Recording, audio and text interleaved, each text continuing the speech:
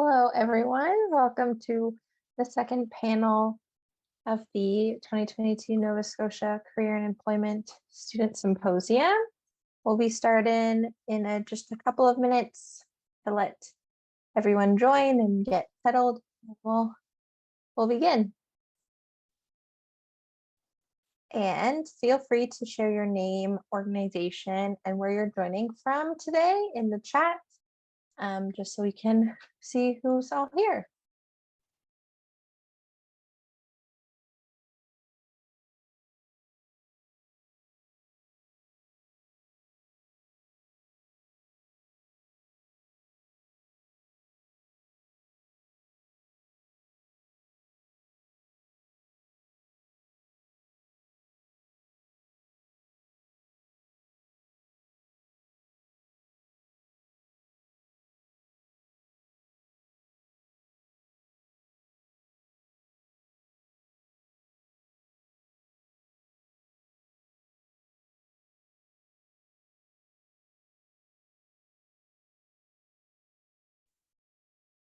And yep, welcome again to everyone who was here last time. But if you're just joining now, we're just waiting a couple more minutes, let people join, and then we'll begin with our panel today.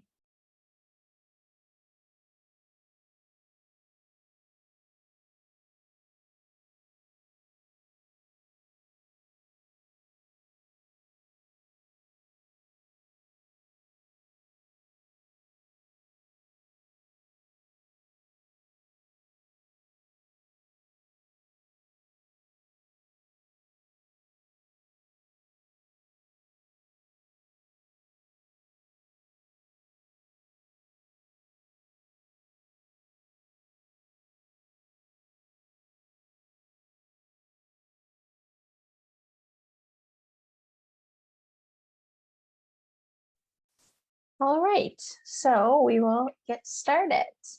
Hello, everyone, and welcome. My name is Hannah, and I'm the Impact Student Intern with the CEI this summer.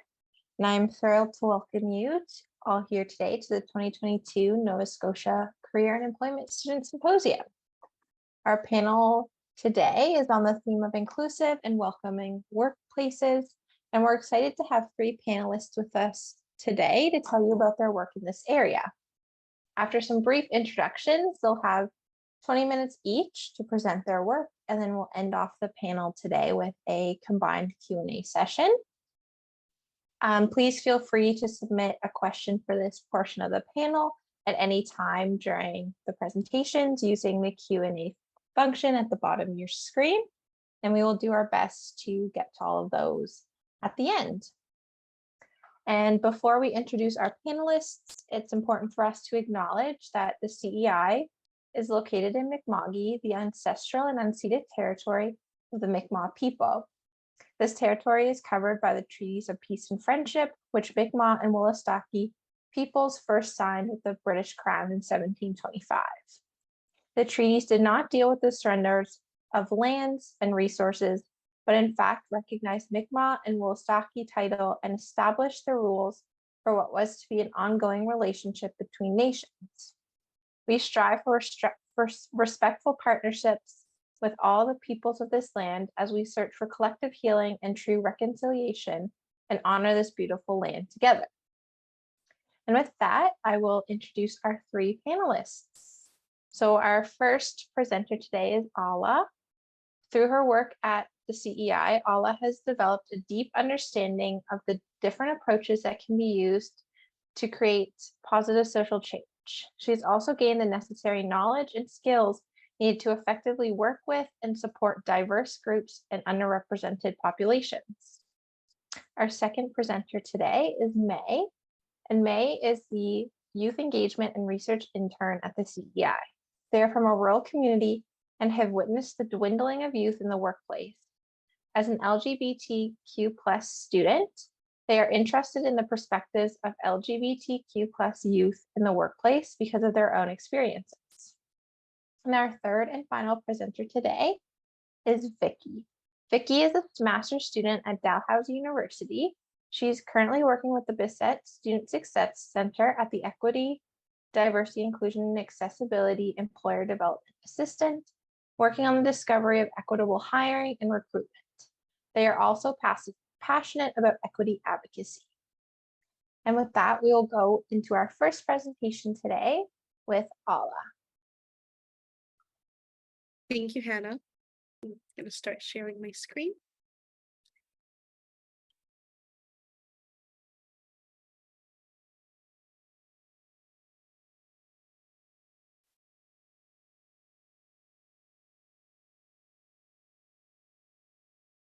Can you see that? Yep, you're good. Thank you. So hi, everyone. As Hannah mentioned, my name is Alice Ali. I'm a research intern with the CEI, and my presentation is on creating a diverse and inclusive workplace. So this is what we'll be covering today. We'll first start off with some background information. So defining what diversity and inclusion are, and then we'll look at the research that I completed at the CEI. And then in the following section, we'll focus on one of the main themes that emerged from that research, which is creating a safe and inclusive workplace. And then we'll move on to talk about what organizations can do moving forward to create a safe, accepting, and inclusive workplace. And finally, in the last section, I provide you with 2 research study examples that speak to the importance of having a diverse team and inclusive workplace.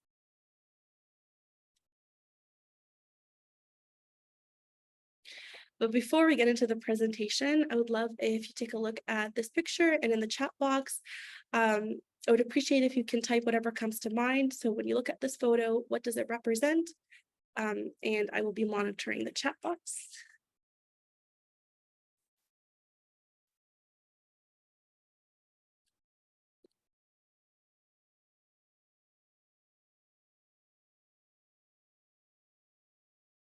Yeah, I'm seeing privilege, the wage gap, barriers,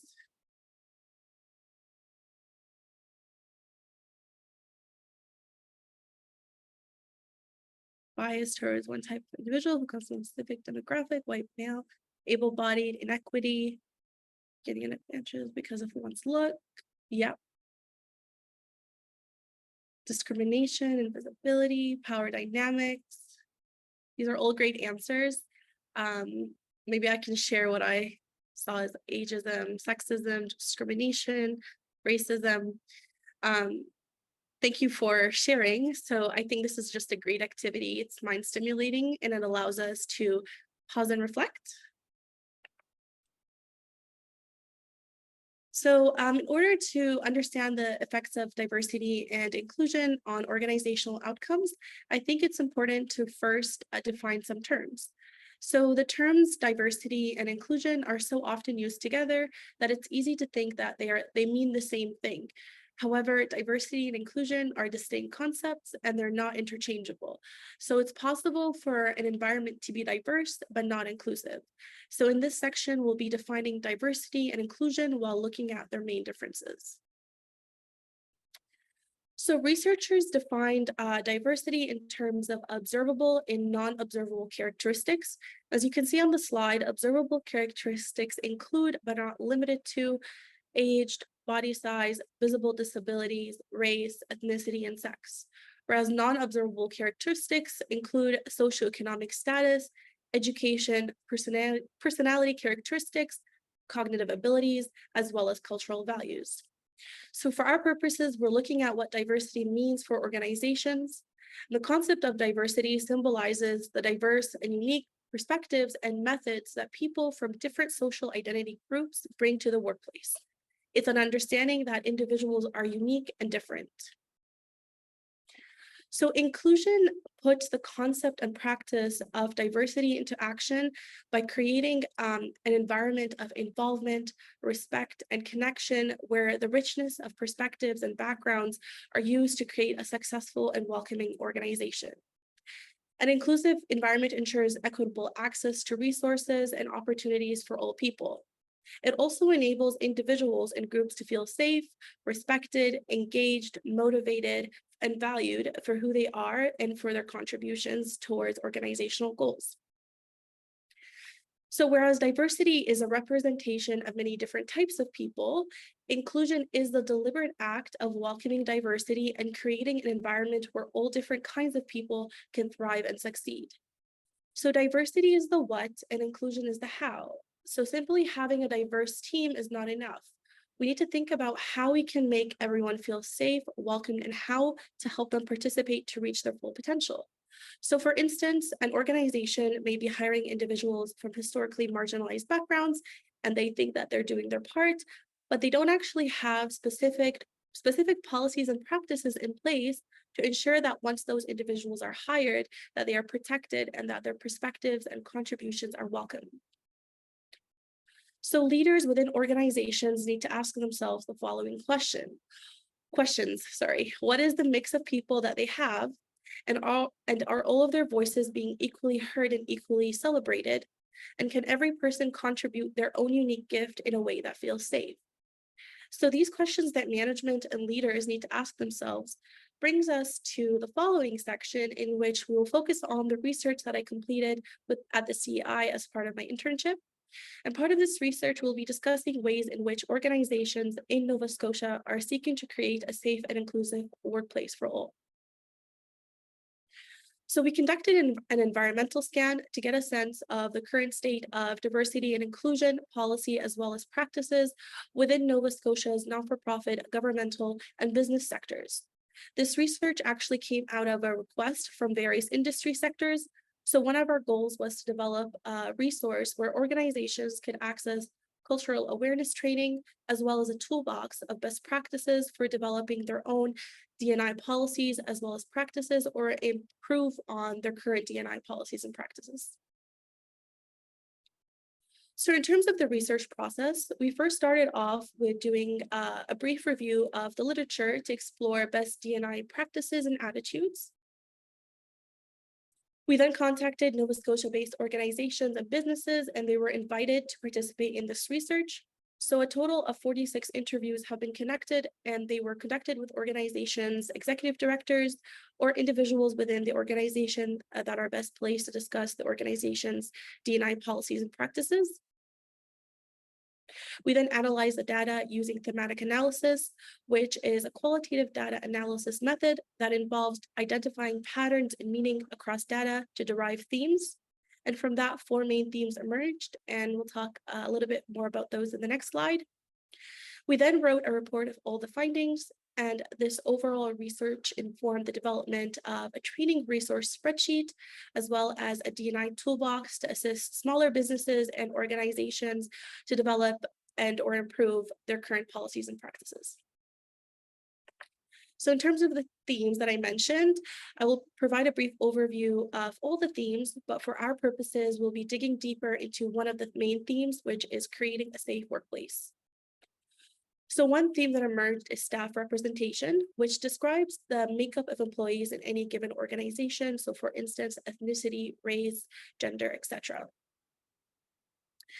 Another theme is the use of external and internal resources. And by that, I mean that organizations use either internal or external resources or both to establish and or develop their D&I policies and practices. So for example, an internal resource could be doing their own research on D&I, or asking a staff member to offer training opportunities. External resources would include consultants or reaching out to other organizations. So the theme that we'll talk more about is creating a safe workplace. What I mean by that are ways in which organizations create an inclusive and safe environment for all people.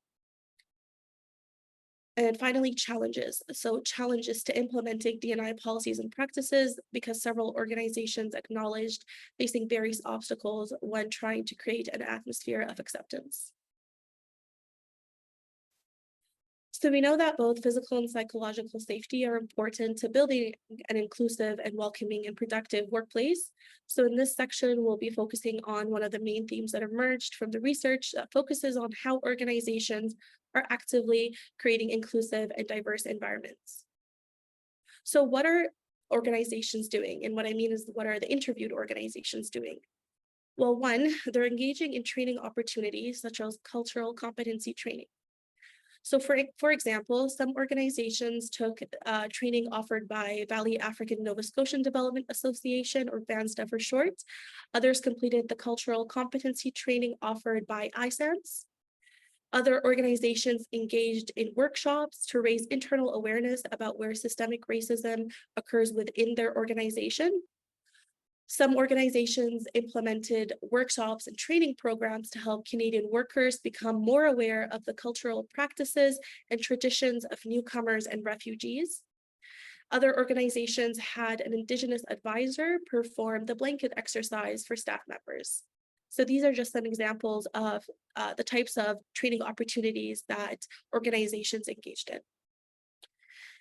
Another way in which the interviewed organizations are striving to create an inclusive workplace is by providing accommodations to individuals with physical exceptionalities, as well as individuals with mental health issues.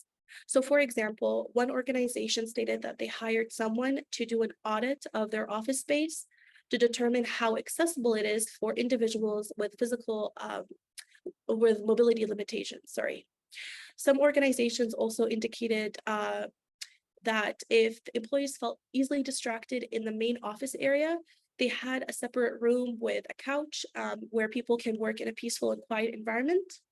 Another organization disclosed hiring a mental health counselor so that staff members seek guidance from someone who is competent at delivering mental health services. Another thing that some organizations did is that they implemented diversity networks. So these networks are voluntary groups of employees that come together based on a shared identity or life experience. These networks are great because they create a supportive environment and help bring people together. They also give employees a strong sense of acceptance and connection, as well as belonging in the workplace. These networks also provide employees a safe space to discuss the various ways in which they can make the workplace more inclusive and diverse. So these are just some of the things that organizations, the interviewed organizations, are doing to create an inclusive environment. But more needs to be done. So in this section, we'll be looking at what organizations can do to be more inclusive. So one of the main things is having specific diversity and inclusion policies and practices. So without specific D&I policies and practices, the recruitment and hiring of historically marginalized individuals is not likely to ensure their success and acceptance once those individuals are employed. Also, by establishing D&I policies and programs, employers and staff members from non-marginalized backgrounds are better able to support and help historically marginalized employees to be fully involved at all levels of the organization. Another thing that organizations can improve on is making diversity training or cultural competency training mandatory for all employees. So for some of the interviewed organizations, engaging in those training opportunities was voluntary. But we know that cultural competency training should be required so that all employees can be aware of the various social issues and understand the impact they have on them and on the organization. Mandatory training also helps all employees to understand the true value of an inclusive workplace, as well as how they can create one. Having mandatory training echoes inclusion on an institutional level because it sends a message about the organization's commitment to diversity. Another thing that organizations can do is to rely less on diverse staff members when it comes to raising awareness on various social issues. So some of the interviewed organizations asked staff members from different social identity groups to offer training, cultural competency training, or to educate others on various social issues.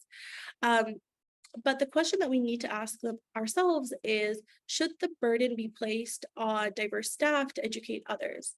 Because for so long, diverse staff members had to educate people on racism and discrimination and their consequences. And in some cases, asking socially marginalized groups of people to discuss race is asking them to relive every moment of fear and pain that they've experienced. So it can be very exhausting for diverse staff to discuss racial inequality, white privilege, as well as discriminatory behaviors in the workplace. So the responsibility of dismantling systemic racism should not be placed on diverse employees. Instead, organizations can reach out to consultants, human resource experts, as well as diversity and inclusion leaders. Another thing that organizations can do to be more welcoming and inclusive is to have a diverse leadership team and board of directors, because these individuals are viewed as providing important resources to the organization, such as connections to key outsiders, as well as advice and counsel. So having a diverse board and management will send the message to all staff members that the organization is committed to being inclusive and diverse. And we know that representation matters, so it's critical for people from underrepresented backgrounds to see people like themselves in positions of power. So overall, creating a sense of belonging at the workplace begins at the leadership level. And I want to provide you with a research study example that speaks to the importance of having a specific D&I policies and practices in place, as well as the benefit of having a diverse board. So in this study, the researchers examined the relationship between board diversity in terms of age, gender, race, and ethnicity, and board performance outcomes. So this figure is taken from the research study, but the researchers hypothesized that board diversity is linked to governance practices through diversity policies and practices, as well as board inclusionary behaviors. So what they found is specifically gender diversity on nonprofit boards impacts board internal as well as external governance practices and board policies and practices related to diversity and inclusion. And the development of these diversity policies and practices is influenced by the diversity of the board. So the greater the diversity, the more there are diversity related policies and practices. So overall, boards seeking to improve their governance practices should include diverse board members, but they need to make sure that there are specific D&I policies and practices in place to allow those diverse members to have a positive impact. So this research study example looks at it from leadership or the benefits of having a diverse board, but I also wanted to provide another research study example that looks at it from an employee's perspective. So in this study titled Managing Workplace Diversity, Issues and Challenges, the researchers interviewed 300 employees and they had several objectives, but two of the main objectives were to examine employees' attitudes to workplace diversity, as well as to identify important strategies to increase workplace inclusiveness. So what the researchers found, I'm not going to go through all the results of the study, but some of the things that were mentioned by the employees are strategies that lead to inclusiveness. So one would be offering training opportunities for employees so that they are more aware of cross-cultural differences. The second is encouraging historically marginalized employees to be open in discussing their personal opinions and offering suggestions, as well as educating oneself about various social issues. So these are some of the suggestions offered by employees, and I wanted to offer these two research study examples because they speak to the importance of having a diverse and inclusive workplace. That brings us to the end of the presentation. Thank you for your time and attention, and I would like to thank Paula for guiding me through this research, as well as my supervisor, Marion.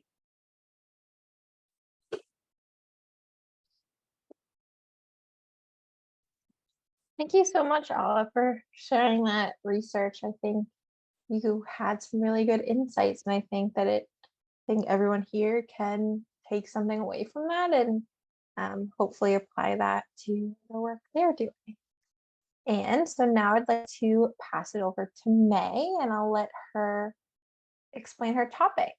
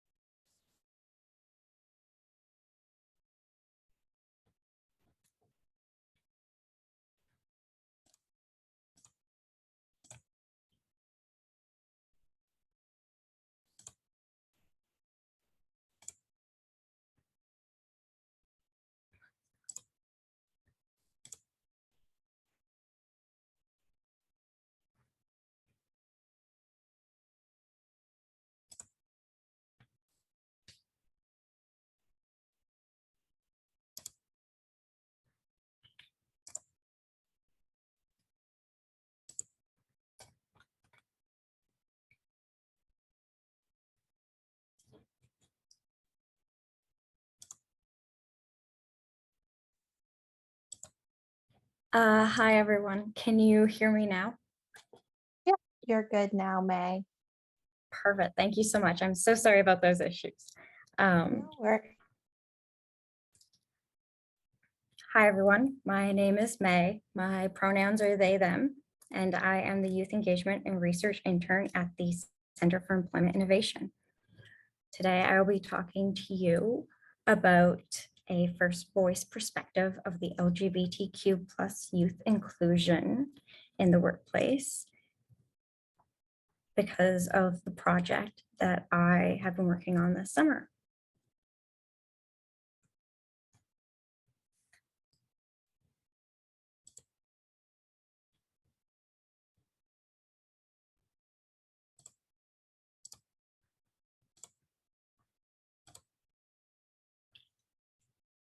To begin, what is first voice?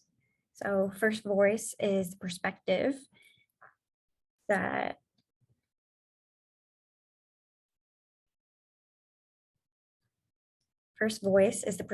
is used when examining a topic,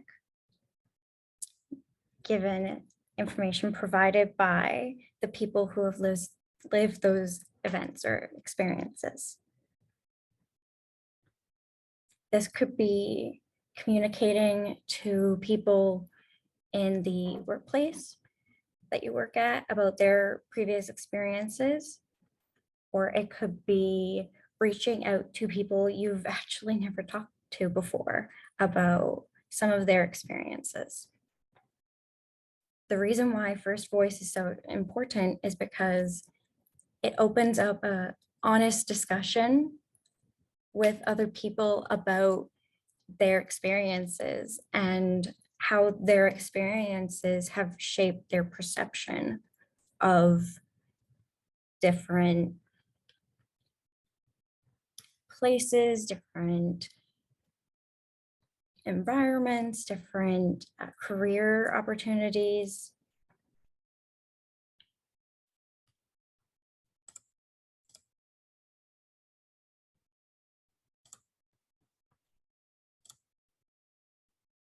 Next, I want to talk to you about asset-based community development.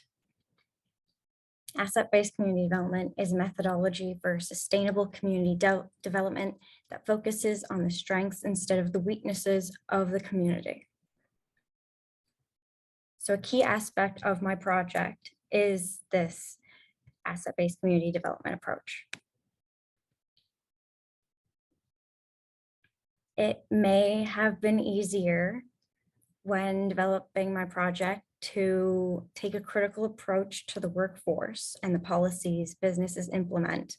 However, it would not have had the impact I was trying to achieve.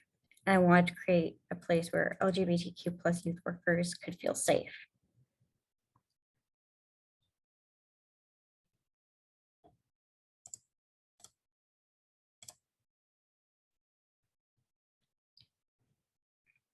So to talk about the project I created, Queries, it finally has a name. This is a podcast series that focuses on LGBTQ plus youth experiences in the workplace.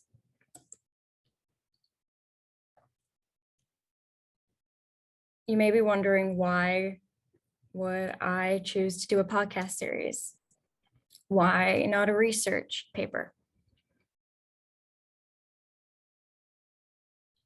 At first, I wanted to do a more academic paper because it was what I was familiar with. I'm going into my 4th year at university, and I've written a lot of papers for my courses. It was actually my supervisor who suggested that creating a podcast may be something that I should explore the idea of. So I did. I am so thankful that she encouraged me to do that, because I have kind of fallen in love with creating podcasts there. They're a creative way to discuss academic and professional information. I chose to focus on LGBTQ plus youth experiences in the workplace because currently there is an increase in the policies that are being adapted to support LGBTQ plus communities. However, the majority of that research doesn't primarily focus on the experiences of, it doesn't primarily focus on the experiences of members of the LGBTQ plus community.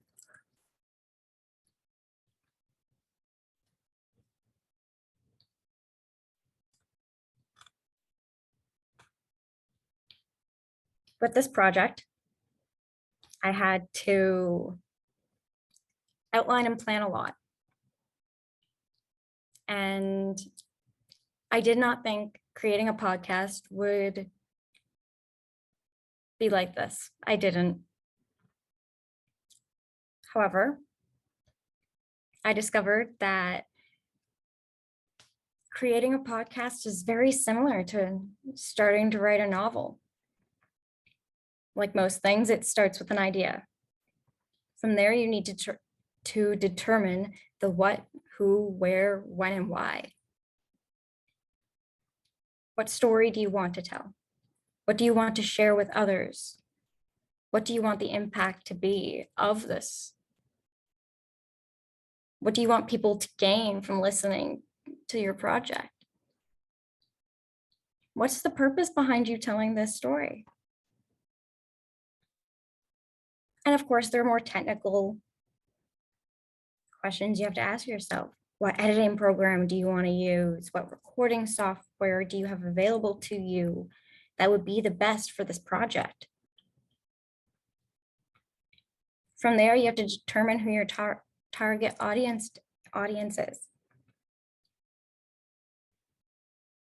Who do you want to narrate the podcast? Who do you want as guests on the podcast? Who on your team will be responsible for editing? And do you want someone to create a cover art or a logo for the podcast? Do you even have a team to create this project?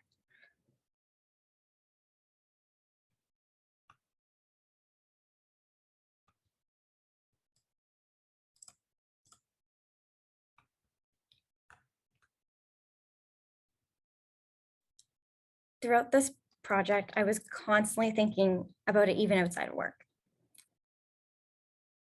It was a big part of what took up my mind because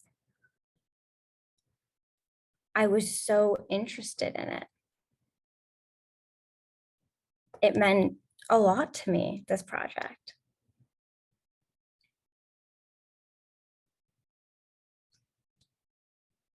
After completing the rough outline for the podcast series, I then had to get more into the details of each episode.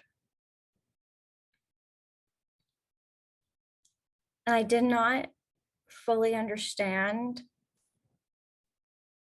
all of the challenges I would face with this.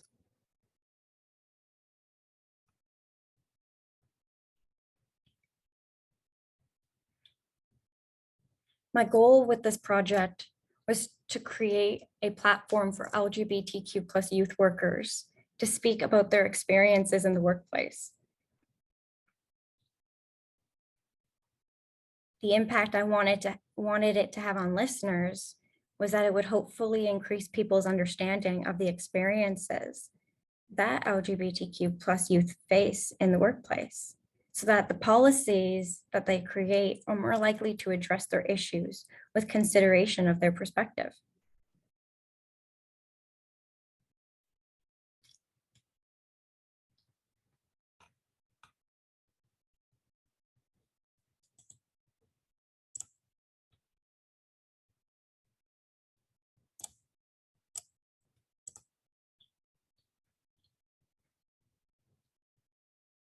Why did I choose this project?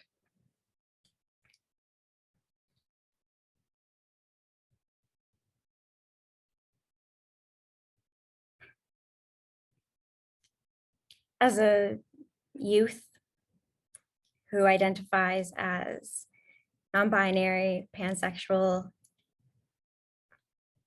and is working in the workforce.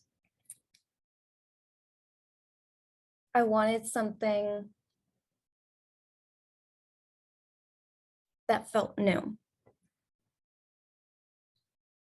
I wanted to create something that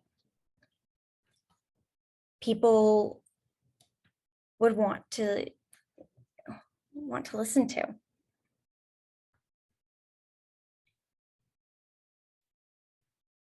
What I wished I had access to when I first entered the workforce.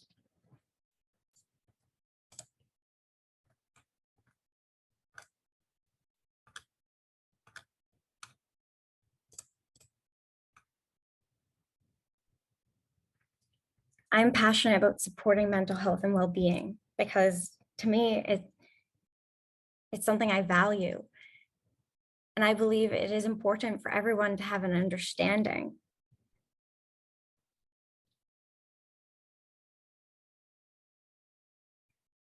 I am very passionate about creating supports and resources that are more inclusive for everyone because I have had previous experiences in workplaces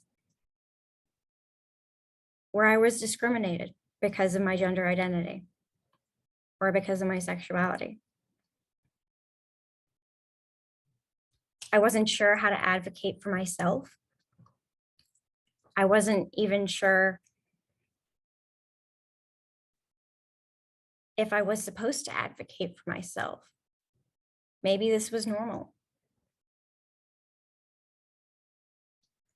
That confusion, I hated feeling that way. And I hope that anyone who listens to this podcast won't feel that way.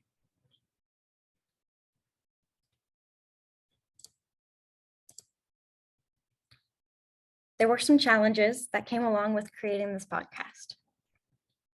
Most definitely. However, in a bit of a strange way, I enjoyed working through those challenges with my supervisor and with the CEI team.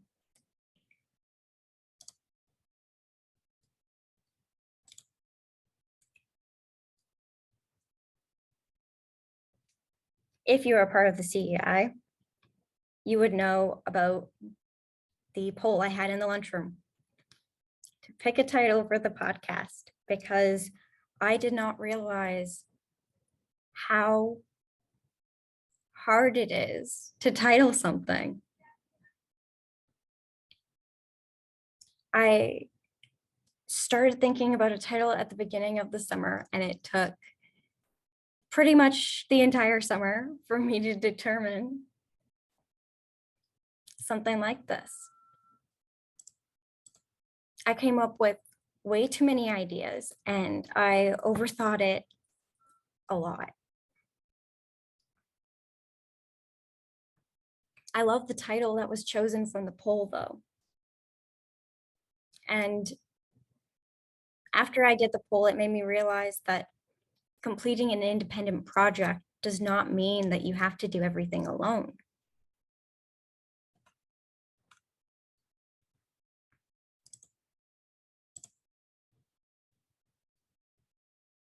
The next challenge I encountered was maintaining an asset-based community development and appreciative inquiry approach.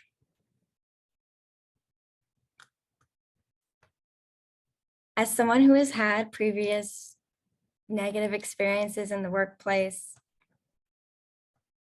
it would have been easier to take a critical approach to the workforce and the policies that businesses implement.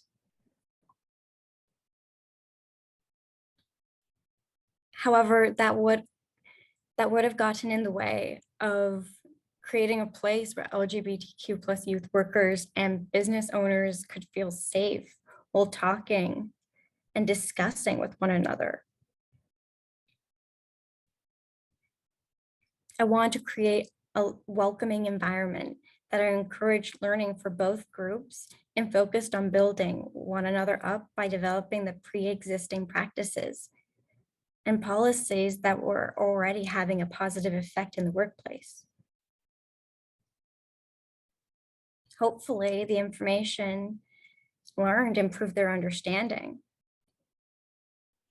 That way, when they reviewed their workplace policies and practices, they will be able to identify what is or isn't working and how best they could improve them.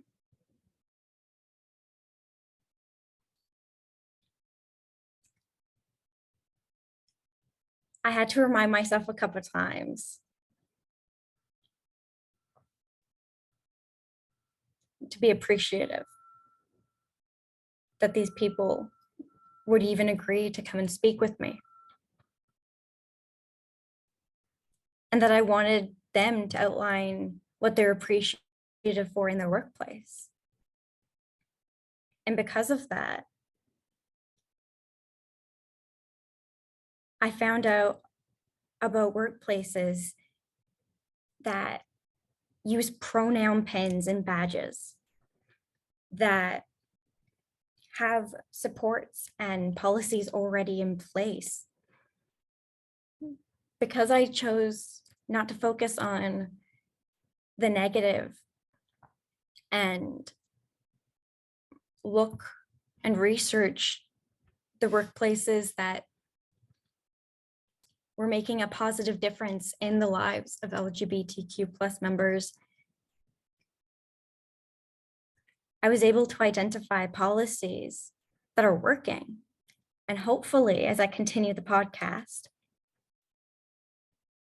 and the discussions that I have with the people who agree to come on, they'll be able to come up with ways to improve those policies so that more workplaces adopt those. Something else I had a challenge with was finding guests for the interview style discussions in each podcast episode. Finding guests for the first episode was not too difficult. It was a bit, but it wasn't very difficult. Because as someone who is already a member of the LGBTQ plus Q plus community, sorry, I already knew some people I could approach and talk to. However, finding businesses, it is still an ongoing process.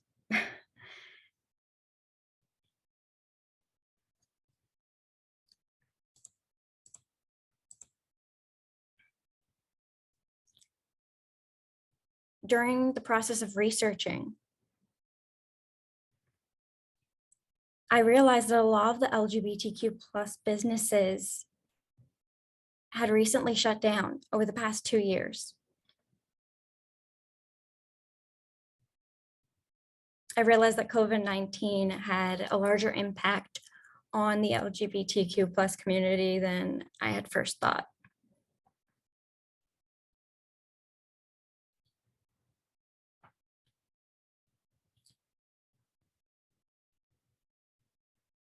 Yes, during the pandemic and afterwards, we have noticed a rise in the amount of businesses that have the rainbow flag or the rainbow triangle stickers in their windows.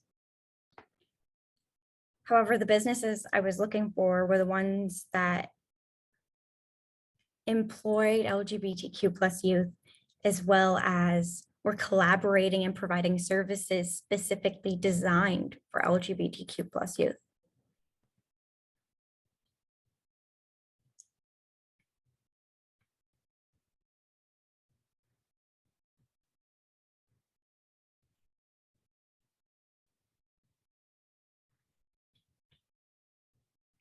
During the lockdowns, a lot of businesses unfortunately had to close. Since there have been new businesses that have opened up.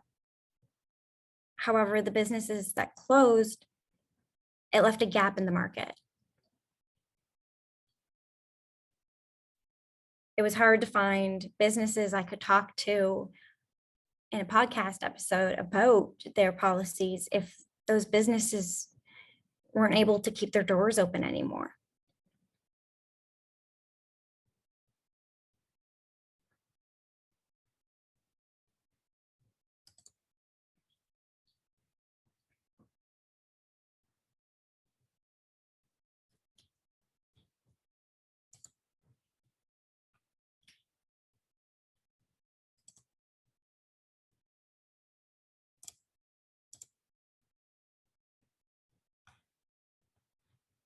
Although this is still an ongoing project and it's not yet completed, I believe it has already generated a small impact. It was mentioned to me during the first recording of the first episode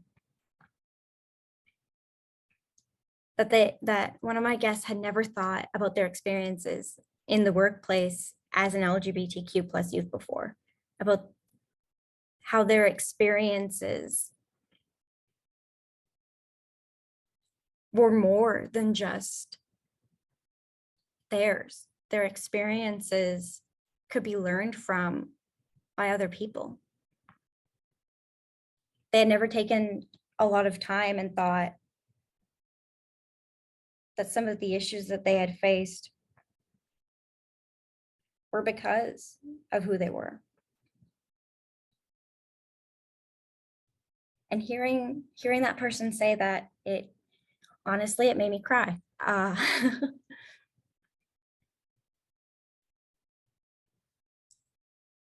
I was amazed that just by reaching out to this person and having this discussion,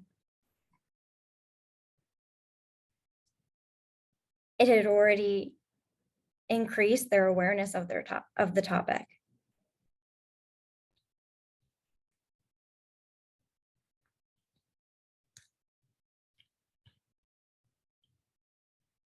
How I approach researching businesses and areas around this topic has also changed. I've noticed the impact it's had on me, this project. I have also talked to a lot of my friends and coworkers about this project and about the different areas that I've seen changes, and they've told me that they never thought of it before.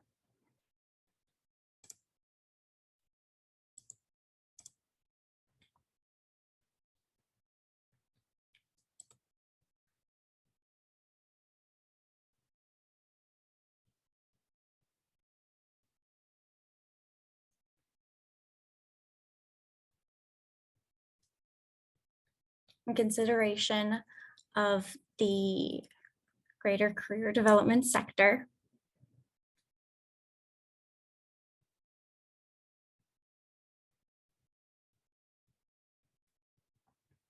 I had to think about what were the bigger impacts that there would be.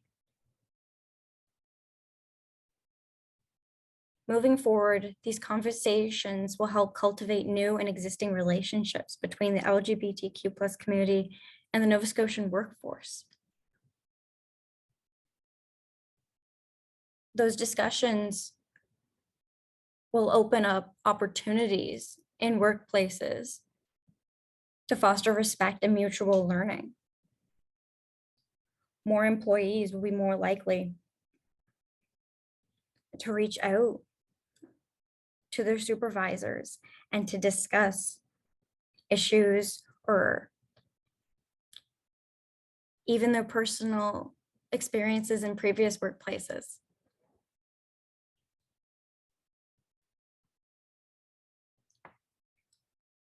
Overall, the understanding of the issues that the LGBTQ plus community face in Nova Scotia will be deeper. There'll be more information there.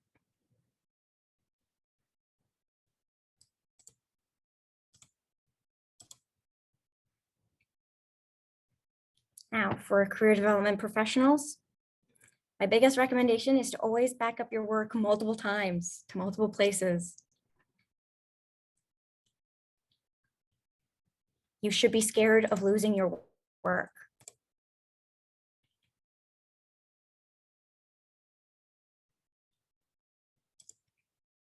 Your work is very important.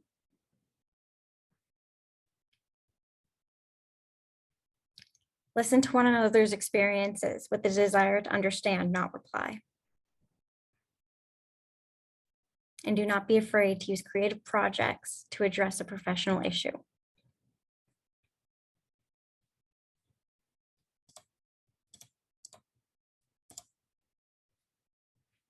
with that, that's the end of my presentation.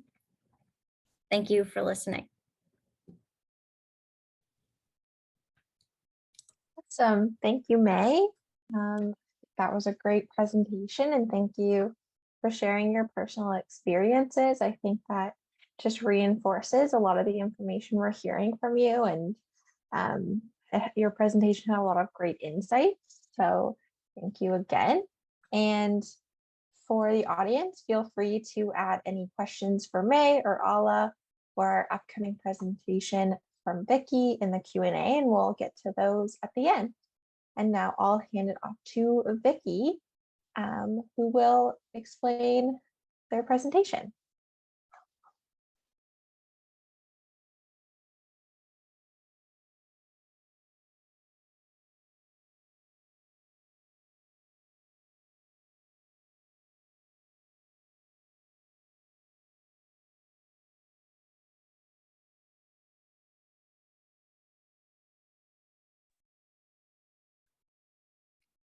Vicky, you're muted. Okay, sorry. Can you see the right PowerPoint?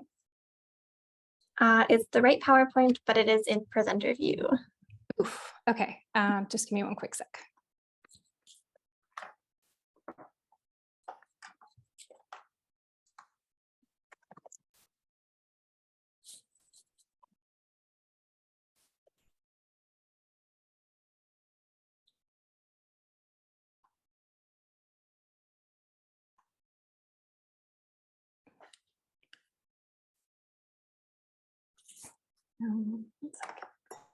It's not giving me the option to show my second screen.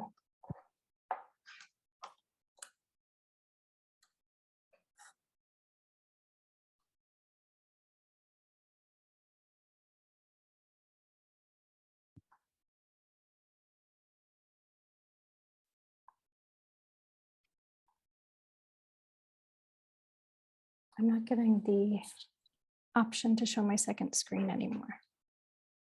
Do you want me to, I know you sent me your presentation. Do you want me to screen share for you? That would be great. All right.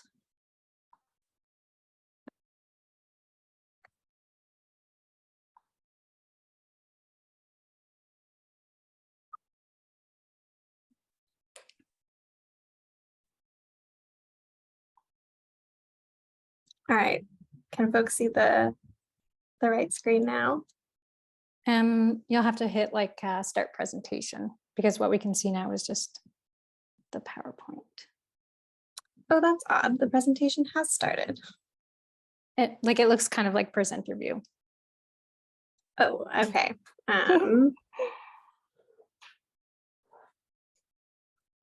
It's presenting on my other screen. Just gonna...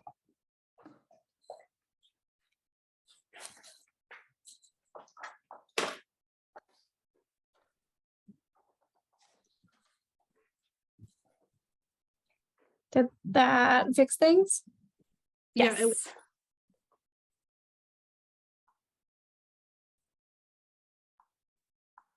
Okay, All right. great. I'll get started. So good afternoon, everyone. My name is Vicky McIntosh. My pronouns are she, they, and I'm going to be taking the next 20 minutes to talk to you about the research I'm currently doing at Dalhousie University, titled Employment Equity, Doing Better for Students and Recent Graduates. So this research is on the topic of workplace equity, diversity, inclusion, and accessibility, or EDIA, as I will be referring to it throughout the presentation.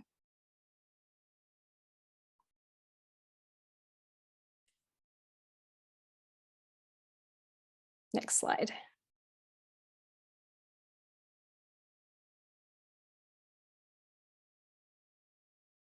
So before we begin today, I wanted to just make my own brief land acknowledgement. We are in the land of the Mi'kma'ki, the unceded territory of the Mi'kmaq people. We also acknowledge and recognize that African Nova Scotians are distinct people whose history, legacies, and contributions have enriched that part of Mi'kma'ki for over 400 years. So before we get into the research and the findings, I wanted to talk a bit about why this research is necessary. EDIA is really essential to ensure that all members of the community feel safe, included, and heard equally, while also feeling that strong sense of belonging. EDIA also contributes to a respectful and welcoming environment and allows everyone to share their ideas and experiences without that fear of judgment. In Canada, BIPOC people, which stands for Black, Indigenous, and People of Color, experience significant hardship securing employment, even if they're highly educated. So for example, in Canada in 2020, 13.1% of BIPOC folks were unemployed, compared to 7.7% for other non-visible minorities.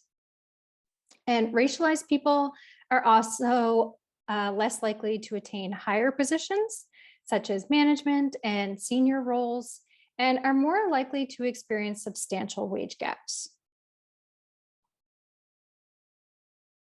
So therefore, it's no surprise that Dalhousie's job seekers from equity groups reported that they feel underrepresented, lack support in the workplace, while still facing barriers accessing and navigating the labor market.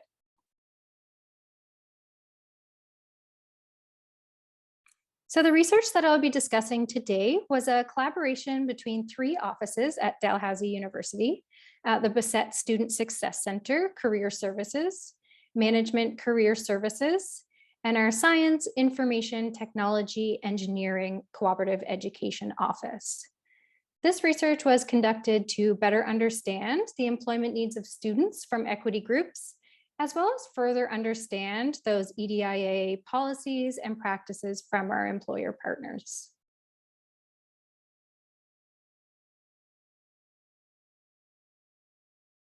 For this research, I recruited 27 equity deserving students and alumni.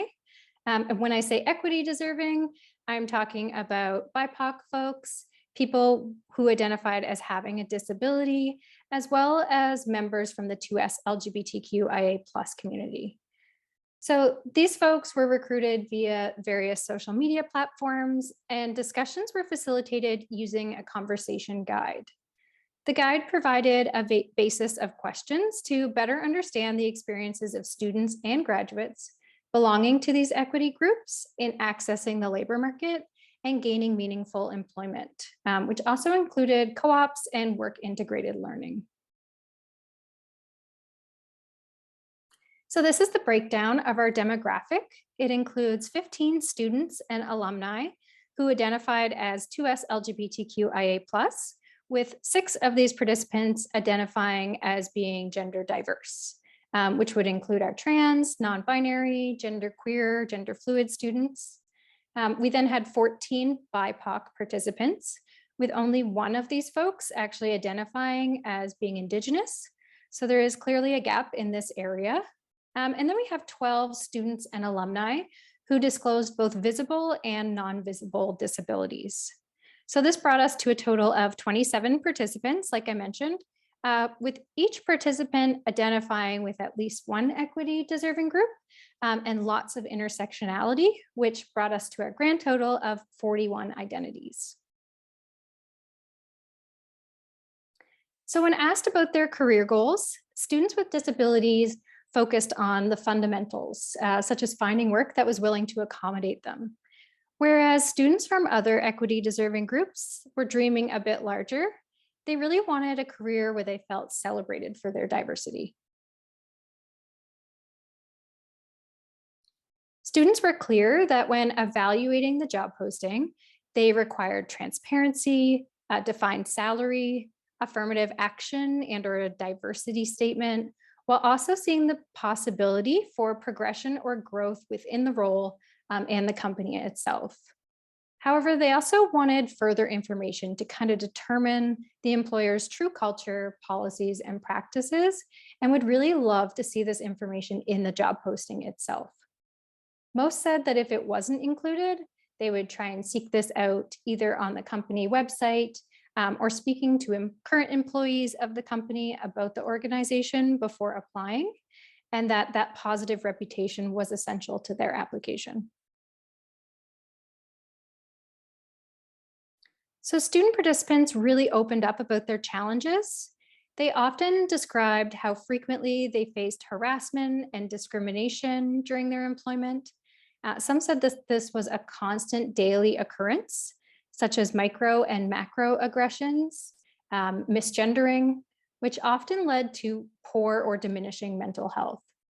Students also felt that they had to work twice as hard as employees that did not represent any equity deserving group. Participants identified as having a disability spoke about how often coworkers and managers made them feel guilty about taking that time off for illness, working at a slower pace, or overall just receiving that accommodations.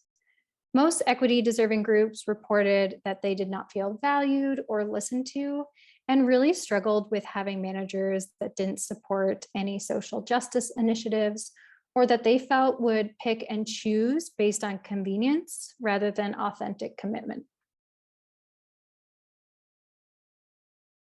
In terms of what students needed from their employers, almost all participants mentioned they wished there had been some confidential supports in place for equity deserving groups.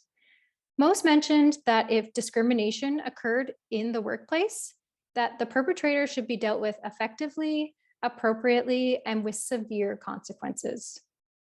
All students suggested that mandatory diversity and sensitivity training should be installed into companies who wish to support their equity deserving employees. And students mentioned that if mandating this EDI training wasn't possible, that incentives should be used to really encourage participation. These incentives should be something substantial, such as extra vacation time or a monetary contribution. And students also mentioned that if participation in these trainings, they should be considered for required competency for any leadership positions within the organization.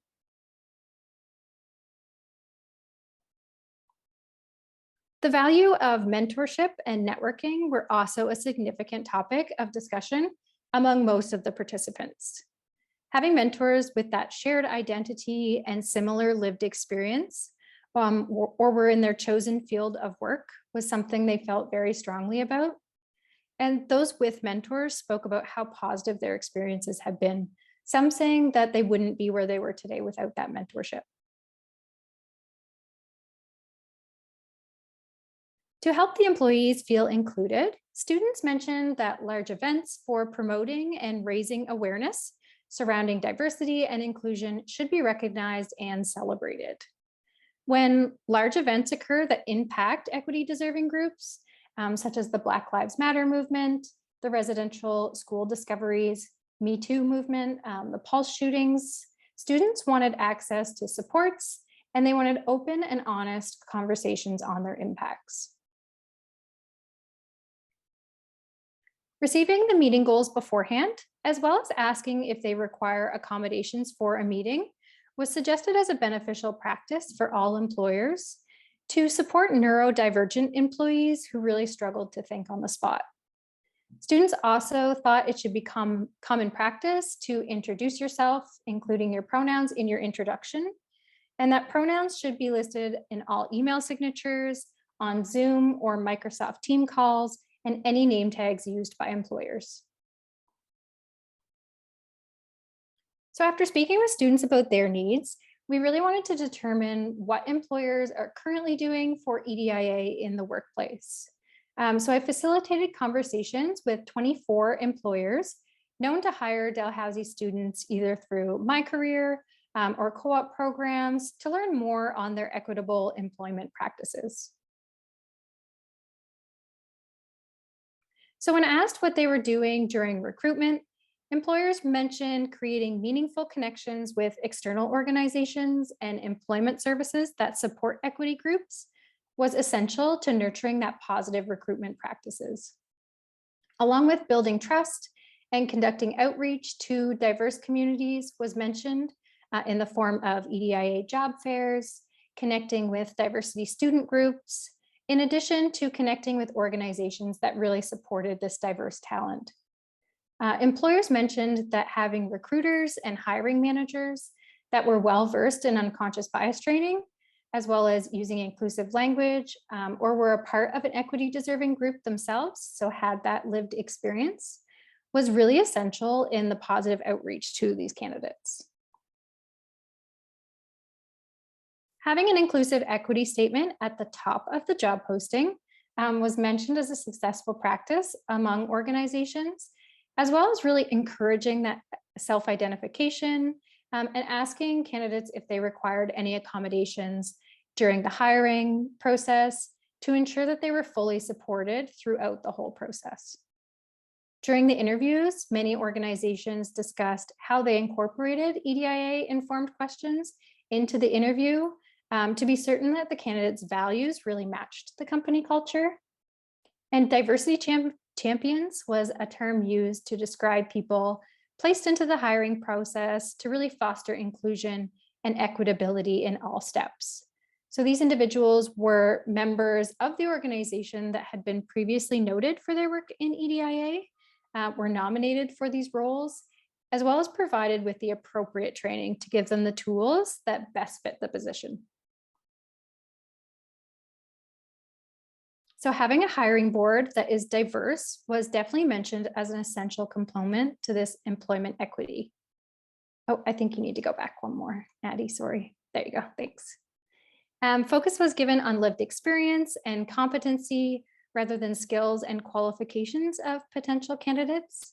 And in some circumstances, employers tracked their company's diversity data to identify gaps in the current structure. And in many cases, they would implement designated hires to increase the diversity when needed. Onboarding was an area where the new hires would undergo rigorous EDIA training, as well as introducing employees to company resources and supports and their career mentors in order to make certain that all new hires were fully supported and really had that clear roadmap to career success. In some cases, employee surveys were introduced during this onboarding process and were carried out throughout employment to give staff the chance to share their thoughts and opinions anonymously.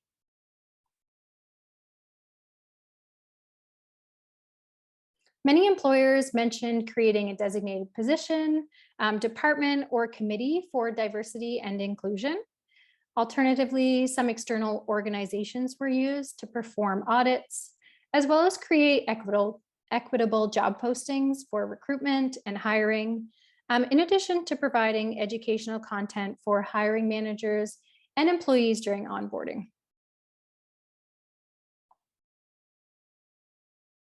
Mental health days were also a common practice among EDIA committed employers, and taking part in movements such as Not Myself Today was mentioned. That was something very popular among staff.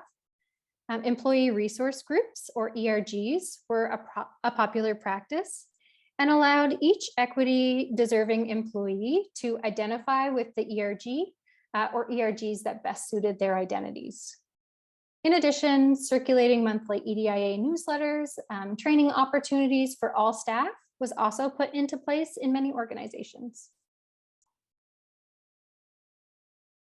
So in conclusion, based on these student and employer interviews, we devised some employer recommendations or best practices we will be using to evaluate and educate employers in the future.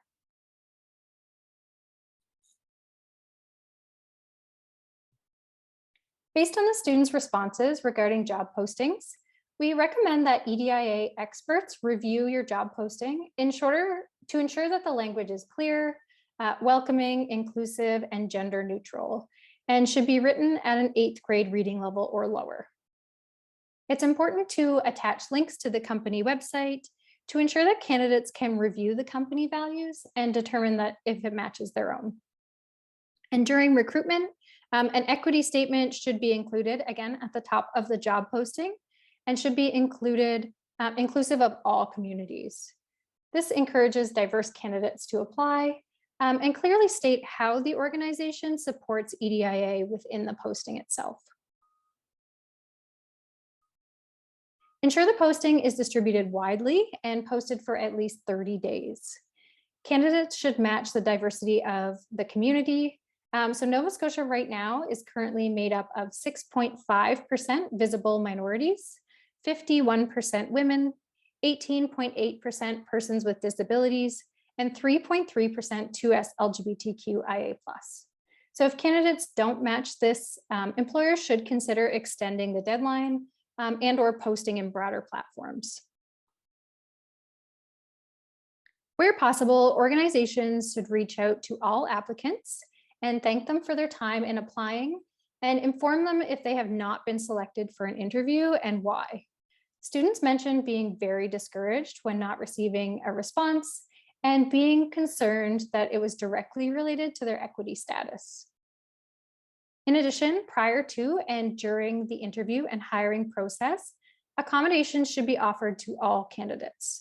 This could include providing the interview questions to candidates beforehand to really give neurodivergent individuals time to fully formulate their answers. Well, we already mentioned that students wanted employers to display their pronouns. Maintaining gender neutral language is just as or even more important when a person's pronouns aren't known. In addition, donating to organizations that support equity deserving groups was also recommended when financially possible to show genuine concern for these communities. Displaying pride flags or the Indigenous flag all year long, not just on the 1 month of the year, was also a recommendation devised from students and alumni. In addition, ensuring all buildings and offices space are fully accessible to all employees. These processes will not only help recruit and encourage employees throughout their employment, but also assist in retention as well. So what's next in the research? We really struggled to recruit Indigenous participants. So I think our next steps will be focusing on this equity deserving group to ensure that their voices are really represented in the research. Then we also want to encourage our employer partners to implement these suggestions. Therefore, we're working on creating a resource based on this research for employers wanting to better support their equity deserving employees. So I'd like to thank you so much for listening. If you'd like to hear more about this research, we did publish an article in Careering magazine titled "What Students Want from Employers to Create Safe and Inclusive Workplaces," which can be found on the CERIC website. And I will have time to take some questions in a few moments. But if you have any additional thoughts or suggestions or questions, please feel free to reach out to me directly. My email is macintoshv@dal.ca. So thank you again for your time.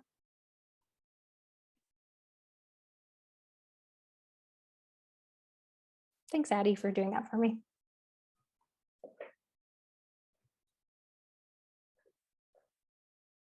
Absolutely. Thanks, Vicki. Yeah, that was a wonderful presentation. We are now going to move into the Q&A portion of our chat. Just give me a few quick seconds to pull up our questions. And folks, as you're listening, if there are questions that you have for our panelists and you haven't dropped them into the Q&A function yet, please do so, and we'll make sure that we get to them before the end of our time together. The first question we have that came in is specifically for you, Ala, which is our audience would like to know a little bit more about the toolbox you created and whether they can find that somewhere accessible to the public as well. Yeah, so the toolbox is basically looking at policy development. So almost like a step-by-step process for organizations to develop their own D&I policies with examples of what is examples from other organizations, how they implemented their D&I policies and what that looks like.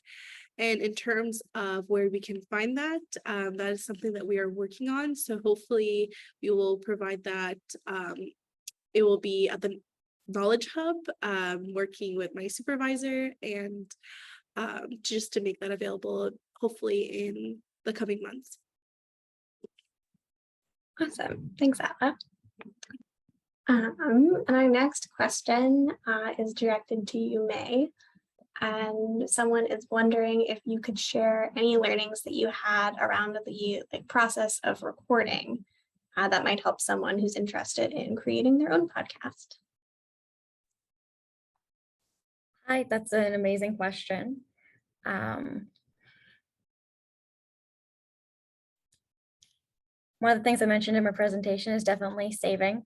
Save it to multiple places, multiple times. But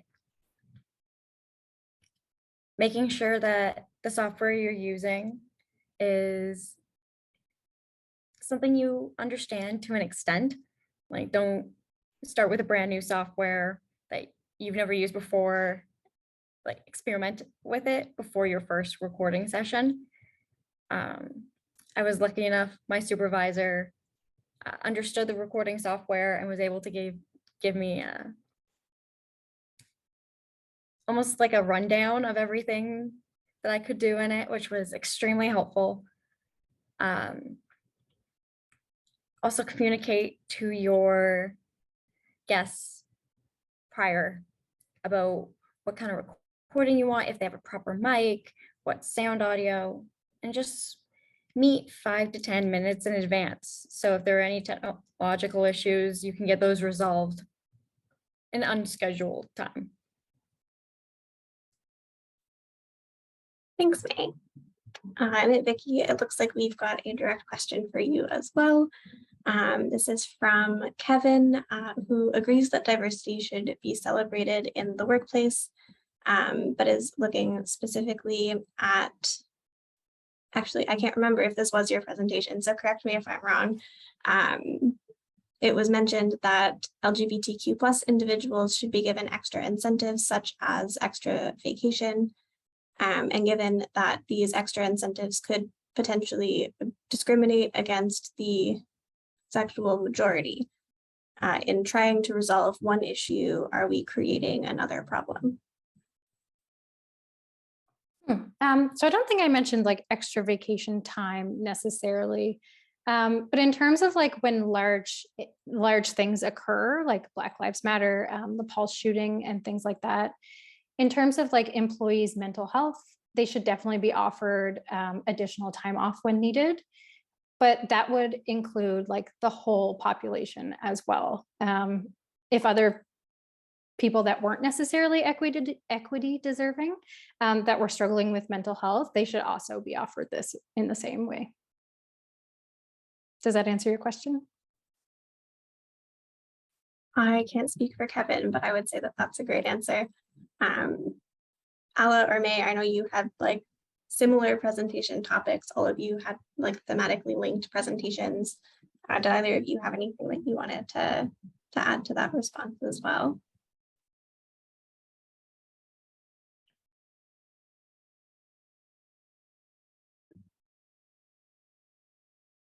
I'm just thinking, I guess in terms of my presentation, we weren't looking at one specific, so not just the LGBTQ plus community, we're looking at how we can make the workplace more inclusive for all people.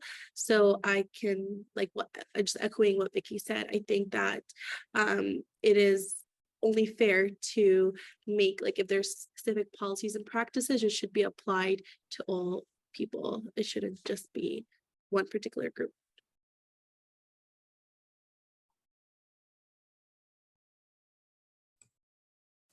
Yeah, I am definitely in agreement with both Ala and Vicki and their responses to this question. I don't want to repeat anything that's already been said, so.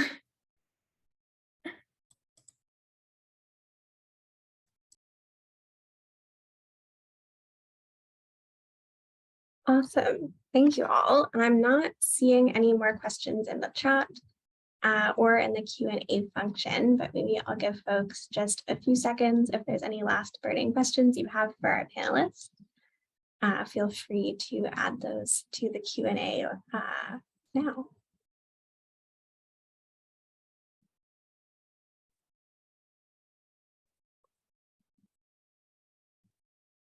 All right. right. Well, in that case, it seems like we've answered everyone's questions.